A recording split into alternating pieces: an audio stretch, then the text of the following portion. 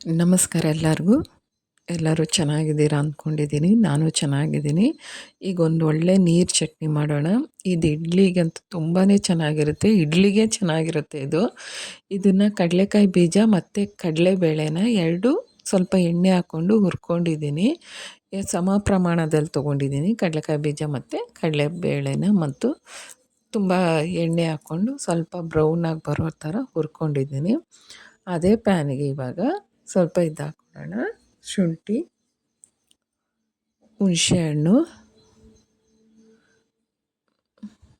ಹಸಿಮೆಣ್ಸಿನ್ಕಾಯಿ ಸ್ವಲ್ಪ ಜಾಸ್ತಿನೇ ತೊಗೋಬೇಕು. ನೀರು ಚಟ್ನಿ ನಾವು ಸ್ವಲ್ಪ ನೀರು ಜಾಸ್ತಿ ಹಾಕ್ತೀವಲ್ಲ ಅದಕ್ಕೆ.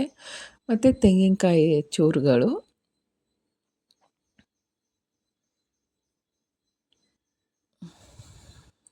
ಸ್ವಲ್ಪ ಕರಿಬೇವು ಸೊಪ್ಪು,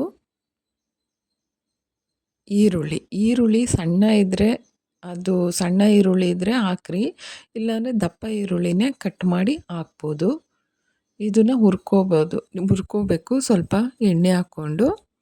ಜಾಸ್ತಿ ಬ್ರೌನಾಗಿ ಹುರಿಯೋದು ಬೇಡ, ಸ್ವಲ್ಪ ಬೆಚ್ಚಗೆ ಹುರಿದ್ರೆ ಸಾಕು. ಇದು ಸಂಜೆ ಗಂಟ ಚಟ್ನಿ ಹಾಳಾಗೋದೇ ಇಲ್ಲ, ಅಷ್ಟು ಚೆನ್ನಾಗಿರುತ್ತೆ ಚಟ್ನಿ ಮಾತ್ರ ಇದು. ಹುರಿದ್ಬಿಟ್ಟು ಮಾಡ್ತೀವಲ್ಲ ಅದಕ್ಕೋಸ್ಕರ ಸ್ವಲ್ಪ ಎಣ್ಣೆ ಹಾಕ್ಕೊಂಡು ಹುರ್ಕೊಂಡು ತಣ್ಣಗಾದ್ಮೇಲೆ ಮಿಕ್ಸಿಗೆ ಹಾಕ್ಕೋಬೇಕು. ನೀರು ಚಟ್ನಿ ತುಂಬಾ ಚೆನ್ನಾಗಿರುತ್ತೆ ಇಡ್ಲಿಗಂತಿದು. ಮತ್ತು ಹಾಳಾಗಲ್ಲ. ಸಂಜೆ ಗಂಟ ನಾವು ಬಾಕ್ಸ್ ಕಟ್ಟಿದ್ರು ಚಟ್ನಿ ಹಾಳಾಗಲ್ಲ.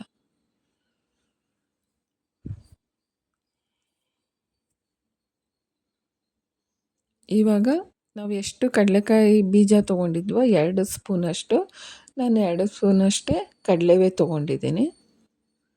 ಇದನ್ನು ಚೆನ್ನಾಗಿ ಹುರ್ಕೋಬೇಕು.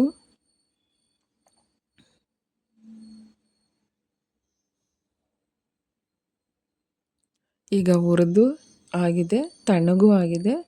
ಈಗ ನಾವು ಹುರಿದಿಟ್ಕೊಂಡಿದ್ವಲ್ಲ ಶೇಂಗಾ ಬೀಜ ಮತ್ತು ಕಡಲೆಕಾಯಿ ಬೀಜ, ಅದನ್ನು ಅದಕ್ಕೆ ಸೇರಿಸ್ಕೊತಾ ಇದ್ದೀನಿ.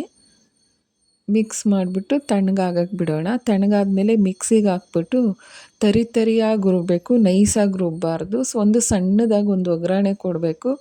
ಸಾಸಿವೆ ಕರಿಬೇವು ಸೊಪ್ಪು ಹಾಕಿ ಒಗ್ಗರಣೆ ಕೊಟ್ಟು ಸಾಕಷ್ಟು ಅದಕ್ಕೆ ನೀರು ಹಾಕಿ ಇಡ್ಲಿ ಇಟ್ಕೋತಾ ಇದ್ದೀನಿ. ಇಡ್ಲಿ ಮಾಡಿದ್ದೆ.